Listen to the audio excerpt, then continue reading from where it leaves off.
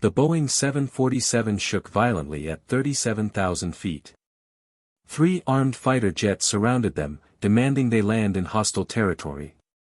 The captain's trembling voice broke through the intercom, "Is there any fighter pilot on board?"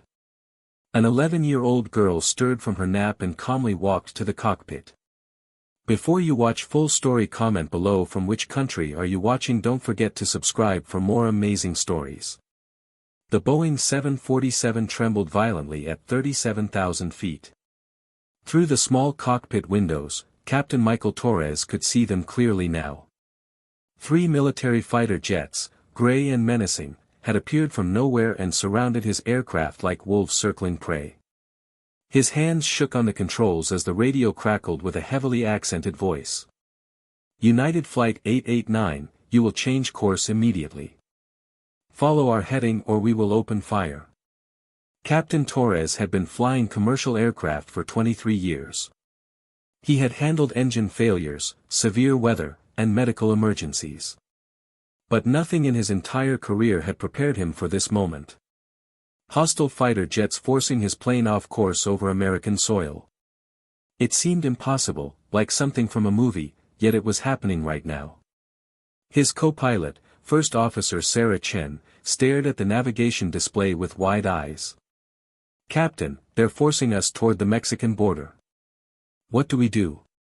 Torres tried to contact air traffic control, but their communications were jammed. Only the hostile frequency came through clearly. He looked at the fighter jets again. They were positioned perfectly in a tactical formation. Whoever was flying those aircraft knew exactly what they were doing. "We comply," Torres said quietly, his voice heavy with defeat. "We have 298 passengers back there. If we don't follow their instructions, they'll shoot us down. We have no choice."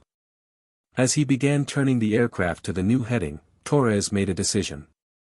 He reached for the intercom microphone with trembling fingers.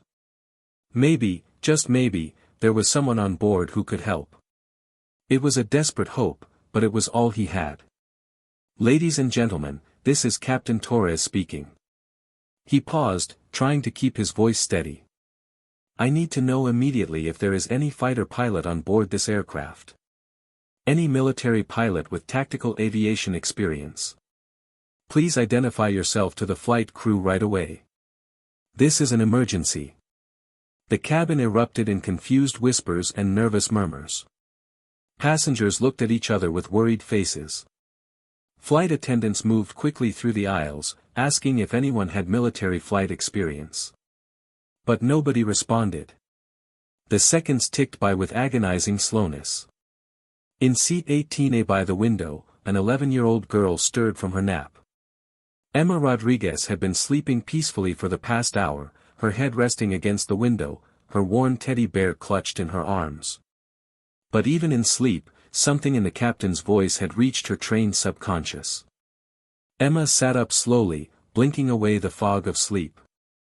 She pushed her long brown hair out of her face and looked around the cabin. Something was wrong. She could feel it in the air, in the tension on passengers' faces, in the urgent way the flight attendants were moving through the aisles. She pressed her face to the window and looked outside. Her breath caught in her throat. There, about 2 miles away at their 4 o'clock position, was a fighter jet. Emma recognized it immediately. Years of training had taught her to identify military aircraft by sight. It was a Chinese-made Chengdu J-10, a 4th-generation multi-role fighter. Her eyes swept the sky and found 2 more. One at their 9 o'clock, another high at their 12 o'clock position. 3 fighter jets in perfect tactical formation, surrounding a commercial airliner. This was not a friendly escort. This was an intercept formation designed to control and direct a target aircraft. Emma's heart began to race, but her mind stayed calm. She had been trained for situations like this since she was 4 years old. Not exactly like this, perhaps, but close enough. Her grandfather had always said that training prepares you for the unexpected, and right now, she needed to use everything he had taught her. The businessman sitting next to her in seat 18B noticed her staring out the window. "What are you looking at, kid? You look worried. Fighter jets, Emma said quietly. 3 of them. They're forcing us to change course. The man laughed nervously. You have quite an imagination. There's nothing out there but clouds. But Emma knew what she saw. And more importantly, she knew what it meant. Her grandfather was Brigadier General James Maverick Rodriguez, United States Air Force, retired. He had flown F-15 Eagles and F-22 Raptors for 30 years. Her father was Colonel David Rodriguez, currently flying F-35 Lightning fighters. Her mother was Commander Lisa Rodriguez, a Navy pilot who flew F-18 Super Hornets. Emma had literally grown up inside fighter jets. Her earliest memories were of sitting in cockpits while her grandfather explained every switch, every dial, every control. By age 5, she could identify every fighter aircraft in the American military inventory. By age 7, she was reading tactical manuals. By age 9, she had logged over 100 hours in flight simulators with her grandfather coaching her through complex combat scenarios. Her family had tried to give her a normal childhood. They enrolled her in regular school, encouraged her to make friends, tried to limit her exposure to military life. But aviation was in Emma's blood. While other girls her age played with dolls, Emma built scale models of fighter jets with incredible accuracy. While her classmates struggled with basic math, Emma was calculating intercept courses and fuel consumption rates in her head. The flight attendant was still moving through the cabin, asking about military pilots. Emma unbuckled her seatbelt and stood up. The businessman grabbed her arm. Sit down, kid. This is serious. Adults are handling it. Let me go, Emma said firmly. I need to talk to the captain. Don't be ridiculous. You're just a child. But Emma pulled free and stepped into the aisle. A flight attendant hurried toward her. Sweetie, you need to sit down and buckle up. This isn't playtime. I need to speak to the captain, Emma said, and something in her voice made the flight attendant pause. It's about the fighter jets. The flight attendant's eyes widened. How do you know about that? Because I can see them from my window, Chinese J-10 fighters, 3 of them in tactical intercept formation. And I know what the captain needs because my family has been flying fighter jets for 3 generations. Please, we don't have much time. The flight attendant stared at this small girl speaking with knowledge far beyond her years. Against all protocol, she grabbed Emma's hand and led her quickly toward the cockpit. She knocked on the reinforced door with the emergency code. The door opened a crack and First Officer Chen's face appeared, tense and frightened. What is it? There's a passenger who says she has fighter pilot knowledge. Send them in immediately. The door swung open and Emma stepped into the cockpit, still holding her teddy bear. Captain Torres spun around in his seat. When he saw an 11-year-old girl, his face fell. What is this? He demanded. I need a fighter pilot, not a child. Captain Torres, my name is Emma Rodriguez, she said, her voice steady and clear. My grandfather is Brigadier General James Rodriguez, call sign Maverick. My father is Colonel David Rodriguez. My mother is Commander Lisa Rodriguez. I've been training in tactical aviation since I was 4 years old. I can see the fighter jets. Chinese J-10s, 3 of them. And I can help you. Captain Torres stared at her in disbelief. Through the cockpit windows, the fighter jets were clearly visible now. The radio crackled again with the hostile voice. United 889, descend to 25,000 feet immediately. Do not deviate. Captain, with respect, we don't have time to argue, Emma said with calm authority. Those fighters are forcing you off course. You're complying because you're afraid they'll shoot us down. You called for a fighter pilot because you need someone who understands military procedures. I'm not qualified to fly this aircraft, but I understand tactical aviation. Let me help. Torres looked at Chen, who shrugged helplessly. What did they have to lose? He nodded slowly. "Captain, may I use your radio?" Emma asked. "Why? What are you going to do?" "Those fighters are jamming your normal frequencies. But if I adjust the emergency transponder correctly, I can reach U.S. air defense on military frequencies. My grandfather taught me how." Torres gestured to the communications panel. Emma climbed into the jump seat, her small fingers moving across the controls with practiced precision. She adjusted frequencies and modulation exactly as her grandfather had taught her during their long training sessions. She keyed the microphone. "Broken arrow. Broken arrow. Broken arrow. This is United 889 Heavy Squawking 7700. We are being intercepted by 3 hostile aircraft, Chinese J-10 fighters. Current position." She rattled off their exact coordinates after glancing at the navigation display. "We are being forced toward the Mexican border. Request immediate tactical assistance. Authentication code Maverick 247 Tango." The authentication code was her grandfather's personal identification, something she had memorized years ago. She was betting that someone in the U.S. military network would recognize it and respond. For 30 agonizing seconds, there was only static. Captain Torres was descending as ordered, the hostile fighters maintaining their positions. Then a new voice crackled through, American and urgent. "United 889, this is Huntress on guard. We copy your broken arrow call. Authentication code confirmed. Who am I speaking to?" "That code belongs to General Rodriguez." Emma keyed the mic again. "Huntress, this is Emma Rodriguez, General Rodriguez's granddaughter. I'm 11 years old and I'm a passenger on this flight.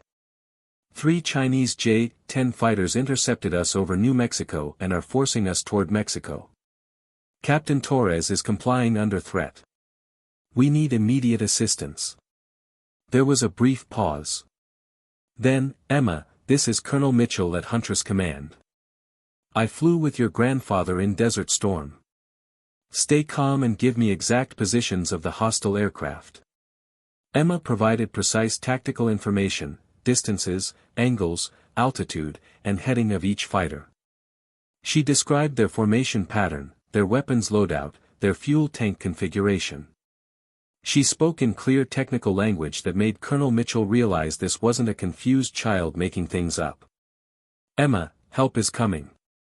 We've scrambled F-22 Raptors from Nellis Air Force Base. Estimated time of arrival is 12 minutes. I need you to do something very important. Tell me about the lead fighter, the one at your 12 o'clock high position." Emma looked through the cockpit window. Single seat configuration. 3 external fuel tanks. Full missile loadout appears to be PL-12 medium range and PL-8 short range missiles. No external gun pod, so he's relying on internal gun only. The pilot is maintaining high cover position. Classic combat spread formation. Outstanding, Emma. You've been trained very well. Now listen carefully. Those F-22s will intercept in 12 minutes, but we need to keep you safe until they arrive. The J-10 pilots can't know we're onto them yet. Captain Torres needs to keep following their instructions, but very slowly. Can you communicate that to him? Emma turned to Captain Torres, who had been listening in stunned amazement. Captain, U.S. fighters are 12 minutes away. You need to keep following their instructions, but slow everything down. Extend your descent rate. Take longer to make heading changes. Buy us time. Torres nodded, new respect showing in his eyes. He began making subtle adjustments, slowing their compliance just enough that the hostile pilots wouldn't notice immediately. Huntress, compliance is being delayed tactically, Emma reported. What's the hostiles' probable objective? We believe they're trying to force you to land at a remote airstrip in northern Mexico. Intelligence suggests a kidnapping scenario targeting high-value passengers on your flight. Emma, look at the fighter at your 9 o'clock position. What do you see? Emma pressed her face to the side window. Second fighter, two-seat trainer variant. Front seat has the active pilot. Back seat appears to be, wait, the back seater is wearing different equipment. Not a standard flight suit. Looks like civilian clothes under a harness. Emma, that's probably the hijack coordinator, not a military pilot. He's directing this operation. The J-10 pilots are likely mercenaries. When our F-22s arrive, they'll need to know which aircraft to prioritize. Emma's mind raced through tactical scenarios her grandfather had taught her. Huntress, recommend F-22s target the lead aircraft first. He's the flight leader and most experienced. Taking him out psychologically impacts the others. The coordinator and the trainer will panic without military leadership. Negative, Emma. We can't shoot them down. Too much risk to your aircraft from debris and explosion. F-22s will force them to break off with intercept maneuvers. But your tactical assessment is correct. Captain Torres interrupted. The lead fighter is signaling us to descend faster. They're getting suspicious. Emma thought quickly. Captain, comply, but make it look like you're having control issues. Descend erratically, like you're fighting turbulence or mechanical problems. Make them think you're struggling, not stalling. Torres immediately began making the descent rougher. The aircraft shuddered slightly, the nose pitching up and down as if fighting control issues. The hostile fighters maintained position, apparently buying the deception. Huntress, how long now? Emma asked. 8 minutes, Emma. You're doing amazing. Your grandfather is listening on this frequency. He's very proud of you. Emma felt tears prickling her eyes, but she blinked them away. Fighter pilots don't cry during missions. That was one of the first lessons her grandfather had taught her. The hostile voice crackled through the radio again. United 889, your descent is unacceptable. Stabilize immediately or we will fire warning shots. Torres looked at Emma with wide, frightened eyes. Emma keyed the military frequency.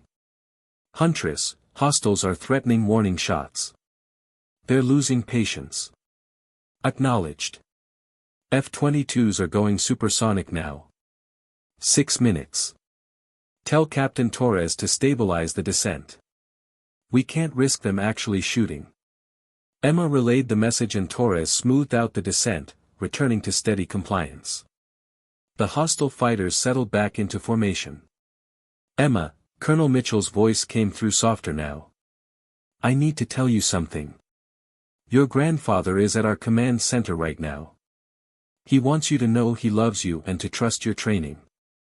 He says to remember what Maverick always taught you. Emma smiled despite the tension. She knew exactly what her grandfather meant. When everyone panics, Maverick stays calm. When the situation looks impossible, Maverick finds a way. When lives depend on you, Maverick never fails. The next 5 minutes felt like hours. Emma monitored the hostile fighters, feeding continuous updates to Huntress. She kept Captain Torres calm, explaining what was happening and why they needed to maintain this dangerous game of compliance and delay. The passengers in the cabin were terrified. Some were crying, some praying.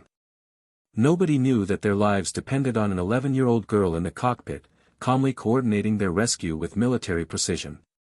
Huntress, I'm picking up new radar contacts, First Officer Chen suddenly reported, pointing at the navigation display. Multiple aircraft, high speed, approaching from the northeast. Emma looked at the display and her heart leaped. Huntress, we have radar contact. Are those our F-22s? Affirmative, Emma. Raptor flight, 4 aircraft. 60 seconds to intercept. Get ready. Emma turned to Captain Torres. Captain, when the F-22s arrive, the hostile fighters will probably break formation. Be ready for anything. They might try to threaten you to force our fighters to back off. Stay calm. Our pilots know what they're doing. Torres nodded, his hands tight on the controls. 30 seconds. Emma could feel the tension mounting. 15 seconds. She closed her eyes briefly and visualized the tactical situation from above, seeing all the pieces on the chessboard, understanding how the next moves would unfold. 5 seconds. She opened her eyes and saw them. 4 gray shapes appearing as if materializing from thin air. The F-22 Raptors arriving with devastating speed and precision. The lead Raptor shot past the cockpit windows at incredible velocity, performing a spectacular high-speed pass less than 100 feet from the nose of the Boeing 747. The shock wave rocked the commercial aircraft. It was a message, a demonstration of total dominance. The hostile fighters immediately broke formation, scattering like frightened birds. The J-10s were capable aircraft, but they were facing F-22 Raptors, arguably the most advanced air superiority fighters on Earth. One Raptor locked onto the lead J-10, matching every evasive maneuver with ease. Another Raptor positioned itself directly between the Boeing 747 and the two-seat trainer, creating an impenetrable shield. The remaining 2 Raptors took high and low positions, controlling the entire airspace. The radio erupted with communication. Emma heard the Raptor flight leader addressing the hostile aircraft. "Attention hostile aircraft, this is United States Air Force Raptor flight. You have violated U.S. airspace and threatened a civilian aircraft. You will immediately break off and leave on heading 180 degrees south. You have 10 seconds to comply." The hostile pilot's response was panicked. "We are departing. We are departing. Do not fire." The J-10s turned sharply south, fleeing at maximum speed toward Mexico. The F-22s escorted them to the border, then broke off. One Raptor remained with Flight 889, sliding into beautiful formation off their wing. "United 889, this is Raptor 1. You're safe now. We'll escort you back on course. Captain Torres, you did outstanding work." Torres keyed his mic with a shaking hand. "Raptor 1, I can't take credit. I had help from a very special passenger." "We know, Captain." "Emma Rodriguez, this is Major Harris. Your grandfather is on this frequency. He has a message for you." There was a click, and then Emma heard the voice she loved most in the world. "Emma, this is Maverick. You did it, little bird. You stayed calm, used your training, and saved everyone on that aircraft. I'm so proud of you. You're a true Rodriguez. I love you, sweetheart." Emma's composure finally cracked. Tears streamed down her face. "I love you too, Grandpa. I was so scared, but I remembered everything you taught me. You weren't just scared, Emma. You were brave. There's a difference. Fear is normal. Courage is doing the right thing despite the fear. You showed more courage today than most people show in a lifetime." Captain Torres reached over and gently squeezed Emma's shoulder. First Officer Chen was crying openly. The flight attendant who had brought Emma to the cockpit stood in the doorway with her hands over her mouth. The F-22 escort stayed with them as Captain Torres returned Flight 889 to its proper course. The passengers were informed that the situation had been resolved, but no details were provided. Emma was quietly returned to her seat, where she sat clutching her teddy bear and staring out the window at the Raptor flying protective guard on their wing. The businessman next to her looked at her with completely different eyes. You really did something up there, didn't you?" Emma nodded silently, too emotionally exhausted to speak. Word spread through the crew about what had happened in the cockpit. Flight attendants kept stopping by, not to check on a child passenger, but to quietly thank the young girl who had saved them all. 3 hours later, Flight 889 landed safely at Washington Dulles International Airport. As passengers deplaned, confused about the fighter jet escort but grateful to be safe, Emma gathered her backpack and teddy bear. She was the last passenger off the aircraft. Captain Torres and First Officer Chen stood at the cockpit door. As Emma passed, both pilots saluted her. She returned the salute with the precision her grandfather had taught her. At the gate, a crowd was waiting. Airport security, FBI agents, airline officials, and standing in front of them all, wearing his old Air Force uniform with stars on his shoulders, was Brigadier General James Maverick Rodriguez. Emma dropped her backpack and ran into her grandfather's arms. He lifted her up, holding her tight. She finally let go of all the fear and tension, sobbing into his shoulder while he whispered that everything was okay, that she was safe, that she had done brilliantly. When she finally calmed down, he set her on her feet and knelt to her level, his hands on her shoulders. "Emma, what you did today was extraordinary. You saved 298 lives using knowledge that took me decades to learn. You proved that courage isn't about age or size. It's about skill, training, and the warrior spirit." An FBI agent approached cautiously. "General Rodriguez, we need to debrief your granddaughter. What she witnessed is critical to our investigation." "She'll cooperate fully," the general said. "But remember, she's 11 years old. She's been through a traumatic experience." "Of course, sir. And General, what she did in that cockpit. I've been with the Bureau for 20 years. I've never seen anything like it." The debriefing took hours. Emma sat in a private room with her grandfather beside her, answering questions from multiple agencies. She described everything with remarkable clarity and precision, using technical language that amazed the adults in the room. They learned that the hijacking had been targeting 3 high-value passengers on the flight: a technology executive, a federal prosecutor, and a defense contractor. The plan had been to force the aircraft to land at a remote Mexican airstrip, extract the targets, and leave everyone else stranded.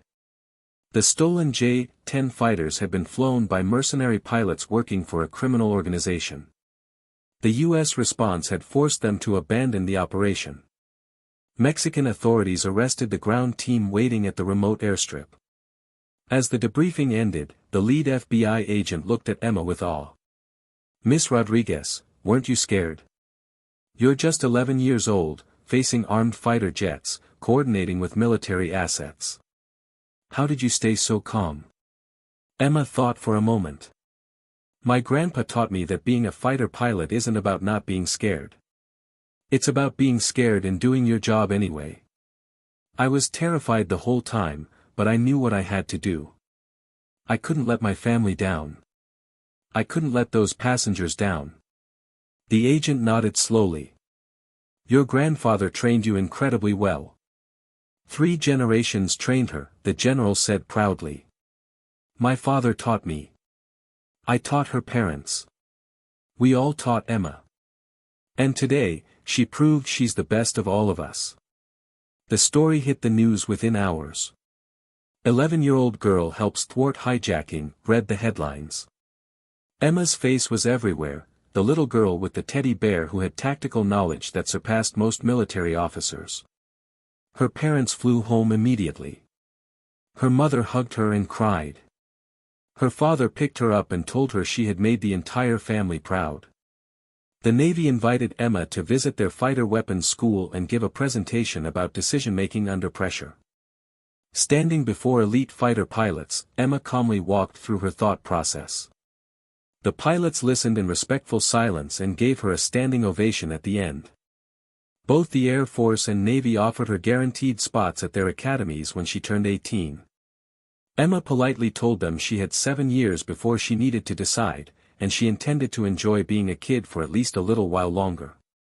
6 months later, Emma was back to being a mostly normal 6th grader. She went to school, did homework, hung out with friends. But she also spent weekends at Nellis Air Force Base with her grandfather, continuing her advanced training. She was in her grandfather's study one Saturday when he looked up from his desk. "Emma, do you ever regret what happened? Do you wish you'd just stayed asleep on that flight?" Emma thought seriously. "Sometimes I have nightmares. But Grandpa, I don't regret it. Those people got to go home to their families because of what you taught me. How could I regret that?" The general smiled. "You understand something most pilots take years to learn. It's not about glory. It's about the mission. It's about bringing people home safe. Captain Torres sent me a letter, Emma said quietly. He said his daughter is my age. He said she got to celebrate her 12th birthday because of what I did. That means a lot. How does that make you feel? Proud. And a little overwhelmed. That's a lot of responsibility. It is, her grandfather agreed. But you didn't ask for it. The situation chose you, and you rose to meet it. That's what matters. Emma looked at the photos on the wall, 3 generations of Rodriguez pilots. Grandpa, when I'm old enough to fly fighters, what do you think my call sign will be? The general considered seriously. Call signs are earned, not chosen. But whatever yours ends up being, I know it will be spoken with respect, because you've already earned that.